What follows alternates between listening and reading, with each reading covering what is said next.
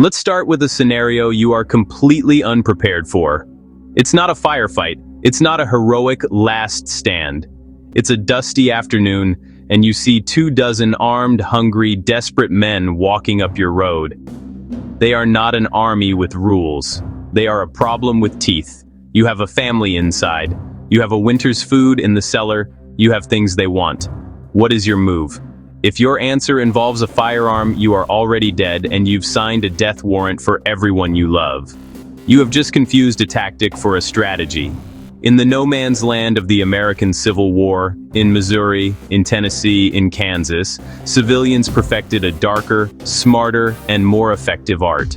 The art of not being a target. The art of disappearing while standing right in front of them. This isn't about stockpiling, it's about dissolving. And it is the single most important skill you've never practiced because you're too busy playing soldier. First, we need to euthanize your fantasy. You think you're a defender. You're not. You're a librarian sitting on a library of resources that everyone else is going to want to burn for warmth. Your strength is your greatest vulnerability. The civilians who survived the partisan raids and foraging patrols understood this at a bone-deep level. Their goal was not to project power. It was to project nothing. To be a gray rock, a forgettable footnote, an empty cupboard. This required a level of humility and cunning that your modern prepper ego will find deeply offensive. Good. Let's begin the offensiveness.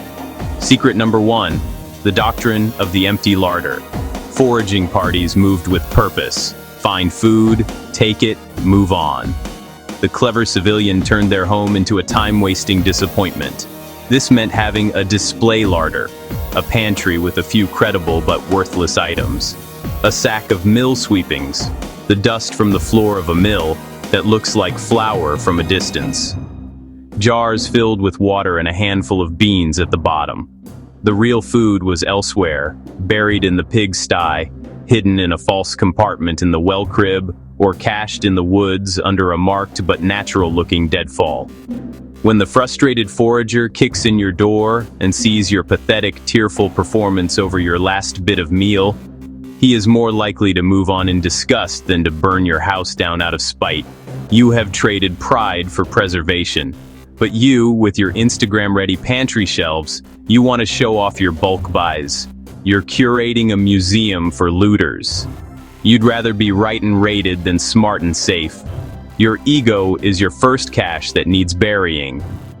All right, a joke to lighten the mood before we descend further into necessary cynicism. What's the difference between a Civil War-era survivor and a modern prepper? The survivor could hide a cow in a stand of birch trees. The prepper can't even hide his smug sense of superiority when he buys another case of ammo. Both are trying to secure their future. Only one understands invisibility. Secret number 2, the illusion of ignorance, or strategic helplessness. This is the master class. In regions of divided loyalty, the smartest people were the ones whose opinions were unknowable. They mastered the non-committal answer, the vacant but polite smile, the ability to seem too simple, too overwhelmed, too boring to be a threat or a source of good intelligence. A Union patrol asks, "Did Confederate bushwhackers come through here?" The effective answer wasn't, "No, sir."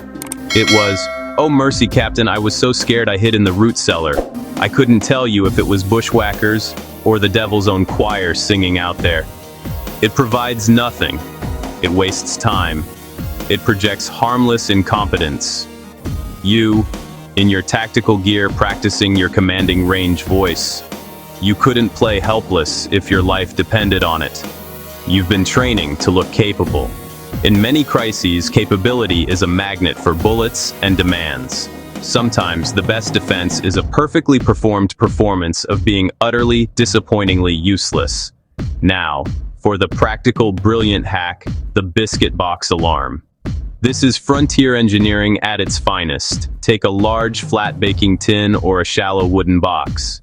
Fill it with dry, brittle twigs, leaves, and maybe a few loose stones or empty shell casings.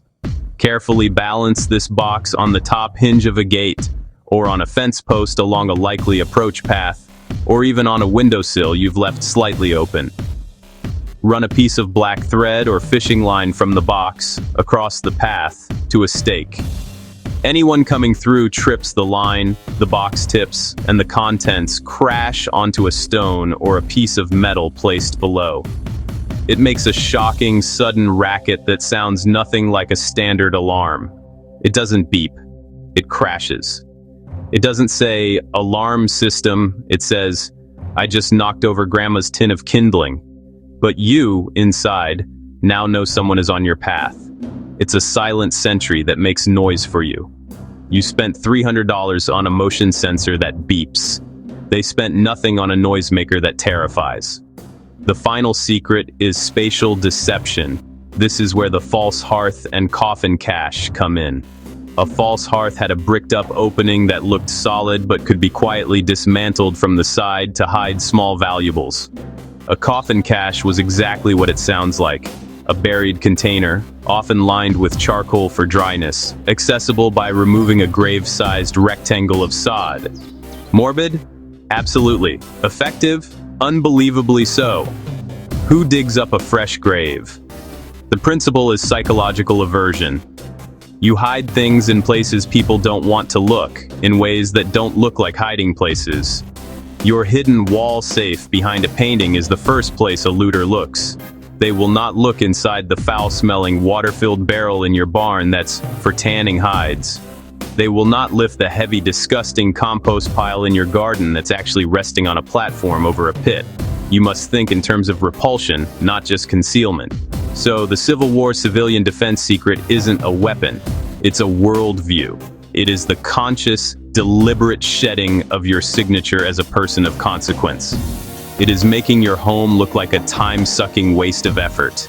It is hiding your strength in places of perceived weakness and ugliness.